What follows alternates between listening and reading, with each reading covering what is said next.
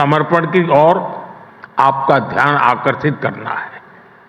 साथियों, भारतीय जनता पार्टी के लाखों करोड़ों कार्यकर्ताओं ने अपने पसीने से भाजपा की जड़ों को सींचा है और आज भी सींच रहे हैं। और इतना ही नहीं, केरला, पश्चिम बंगाल, जम्मू कश्मीर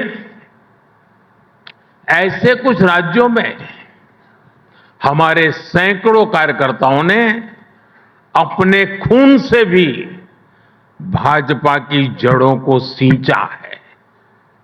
जिस पार्टी के पास ऐसे समर्पित कार्यकर्ता हो, उनके लिए सिर्फ चुनाव जीतना ध्येय नहीं होता, बल्कि वो जनता का दिल जीतने के लिए सेवा भाव से उनके लिए निरंतर काम करते हैं। साथियों, देश के विकास के लिए बहुत जरूरी है कि विकास का लाभ सभी तक पहुंचे।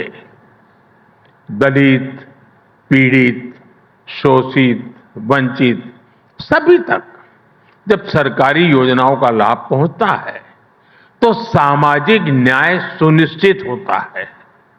लेकिन हमने देखा कि बीते दशकों में कैसे सामाजिक न्याय के नाम पर कुछ दलों, कुछ परिवारों ने अपना ही स्वार्थ सिद्ध किया है। साथियों, मुझे संतोष है कि आज देश सामाजिक न्याय को सच्चाई में बदलते देख रहा है। सच्चा सामाजिक न्याय क्या होता है, ये मैं आपको बताना चाहता हूं। 12 करोड़ शौचालयों के निर्माण का अभियान उन गरीब लोगों के जीवन में गरिमा लेकर के आया जो खुले में शौच के लिए मजबूर थे। 57 करोड़ जनधन बैंक खातों ने उन लोगों का फाइनेंशियल इंक्लूजन किया जिनको पहले की सरकारों ने एक बैंक खाते के लायक तक नहीं समझा था।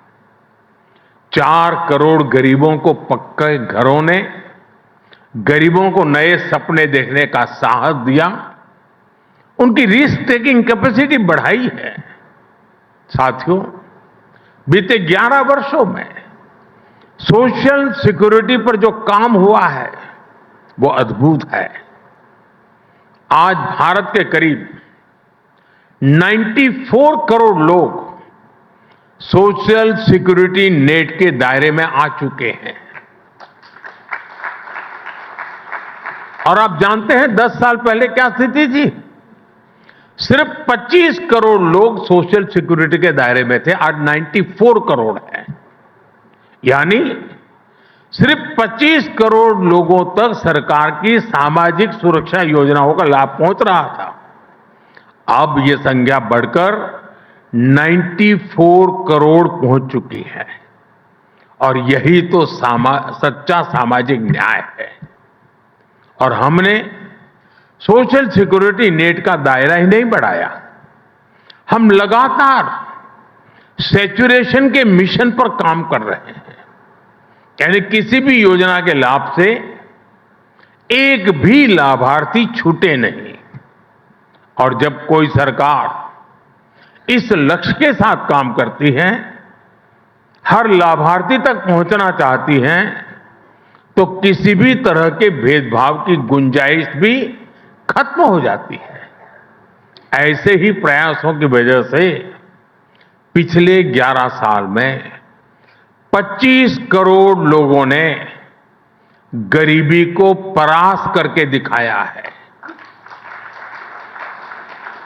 और तभी आज दुनिया भी ये मान रही है, डेमोक्रेसी डिलीवर्स। साथियों, मैं आपको एक और उदाहरण दूंगा। आप हमारे एस्पिरेशनल डिस्ट्रिक्ट प्रोग्राम का अध्ययन करिए। देश के 100 से अधिक जिले ऐसे थे जिन्हें पहले की सरकारें पिछड़ा घोषित करके भूल गई थी। सोचा जाता था कि यहां विकास करना बड़ा मुश्किल है। अब कौन सर खपाए ऐसे जिलों में? जब किसी अफसर को पनिशमेंट पोस्टिंग लेनी होती थी तो उसे उन पिछड़े जिलों में भेज दिया जाता था कि जाओ वहीं रहो। आप जानते हैं इन पिछड़े जिलों में देश की कितनी आबादी रहती थी? देश के 25 करोड़ से ज्यादा नागरिक इन पिछड़े जिलों में रहते थे। साथियों, अगर ये पिछड़े जिले पिछड़े ही रहते तो भारत अगले 100 साल में भी विकसित नहीं हो पाता। इसलिए हमारी सरकार ने एक नई रणनीति के साथ काम करना शुरू किया। हमने राज्य सरकारों को ऑन बोर्ड लिया। कौन सा जिला किस डेवलपमेंट पैरामीटर में कितने पीछे हैं, उसकी स्टडी करके हर जिले के लिए एक अलग रणनीति बनाई। देश के बेहतरीन अफसरों को, ब्राइट और इनोवेटिव यंग माइंड्स को वहां नियुक्त किया। इन जिलों को पिछड़ा नहीं, एस्पिरेशनल माना। और आज देखिए देश के ये एस्पिरेशनल डिस्ट्रिक्ट्स कितने ही डेवलपमेंट पैरामीटर्स में अपने ही राज्यों के दूसरे जिलों से बहुत अच्छा करने लगे हैं। छत्तीसगढ़ का बस्तर, वो आप लोगों को तो बड़ा फेवरेट है। एक समय आप पत्रकारों को वहां जाना होता था तो प्रशासन से ज्यादा दूसरे संगठनों से परमिट लेनी होती थी। लेकिन आज वही बस्तर विकास के रास्ते पर बढ़ रहा है। मुझे नहीं पता कि इंडियन एक्सप्रेस ने बस्तर ओलंपिक को कितनी कवरेज दी, लेकिन आज रामनाथ जी ये देखकर बहुत खुश होते हैं कि कैसे बस्तर में अब वहां के युवा बस्तर ओलंपिक जैसे आयोजन कर रहे हैं। साथियों, जब बस्तर की बात आई है तो मैं इस मंच से नक्सलवाद यानी माओवादी आतंक की भी चर्चा करूंगा।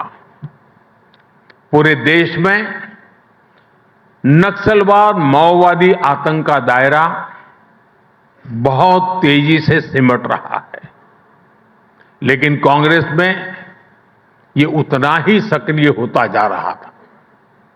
आप भी जानते हैं बीते 5 दशकों तक देश का करीब करीब हर बड़ा राज्य माओवादी आतंक की चपेट में रहा। लेकिन ये देश का दुर्भाग्य था कि कांग्रेस भारत के संविधान को नकारने वाले माओवादी आतंक को पालती पोसती रही और सिर्फ दूर दराज के क्षेत्रों में, जंगलों में ही नहीं, कांग्रेस ने शहरों में भी नक्सलवाद की जड़ों को खाद पानी दिया। कांग्रेस ने बड़ी बड़ी संस्थाओं में अर्बन नक्सलियों को स्थापित किया।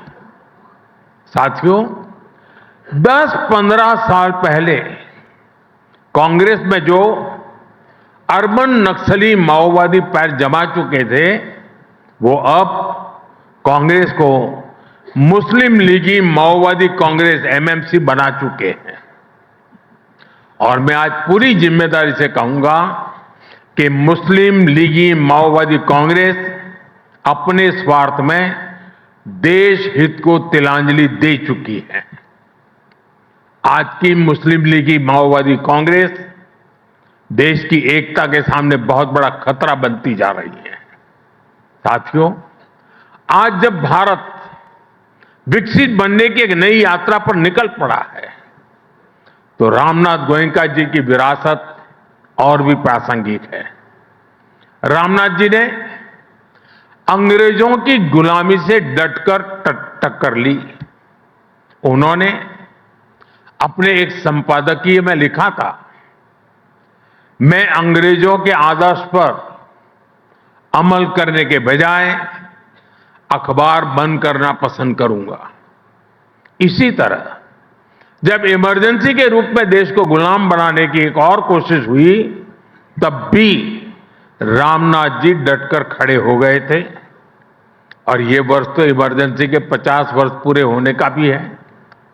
और इंडियन एक्सप्रेस ने 50 वर्ष पहले दिखाया है कि ब्लैंक एडिटोरियल भी जनता को गुलाम बनाने वाली मानसिकता को चुनौती दे सकते हैं। साथियों,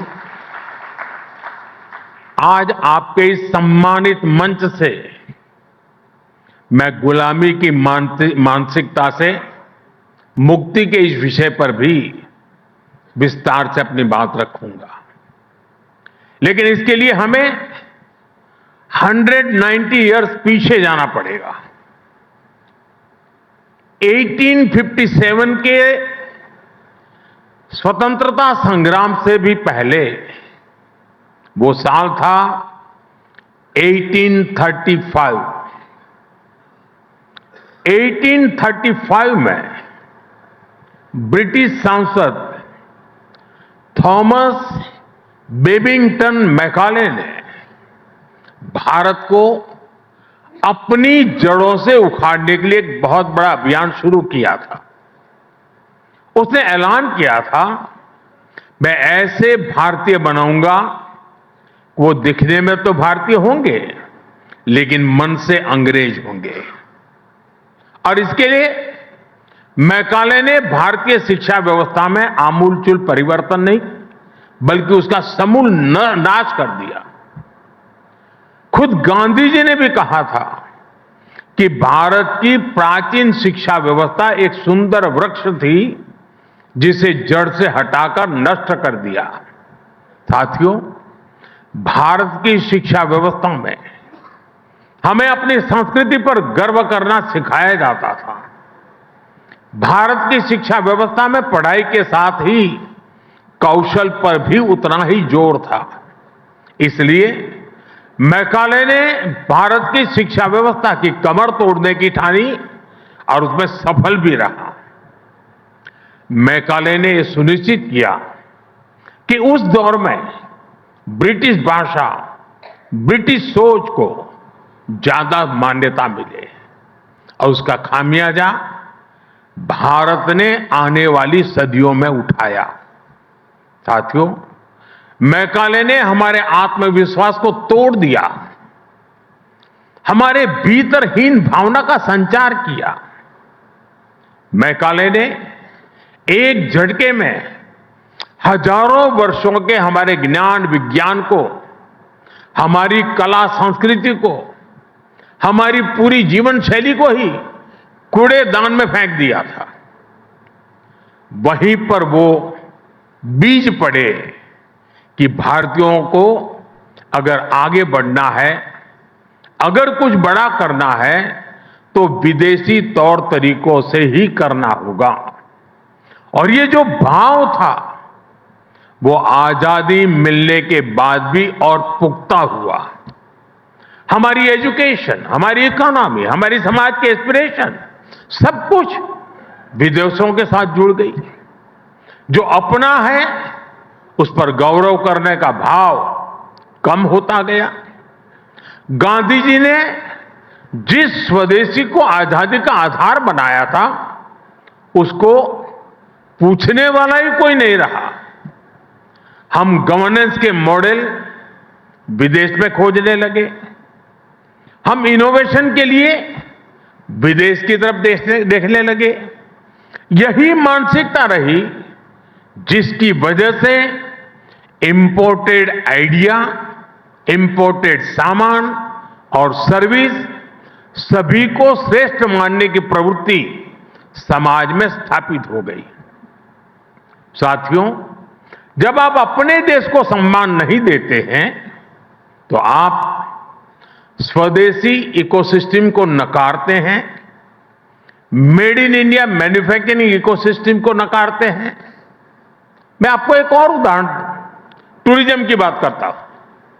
आप देखेंगे कि जिस भी देश में टूरिज्म फला फूला वो देश, वहां के लोगों को अपनी ऐतिहासिक विरासत पर गर्व करते हैं।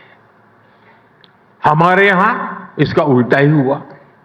भारत में आजादी के बाद अपनी विरासत को दुत्कारने के ही प्रयास हुए। जब अपनी विरासत पर गर्व नहीं होगा तो उसका संरक्षण भी नहीं होगा। जब संरक्षण नहीं होगा तो हम उसको ईंट पत्थर के खंडहरों की तरह ही ट्रीट करते रहेंगे। और ऐसा हुआ भी। अपनी विरासत पर गर्व होना टूरिज्म के विकास के लिए भी आवश्यक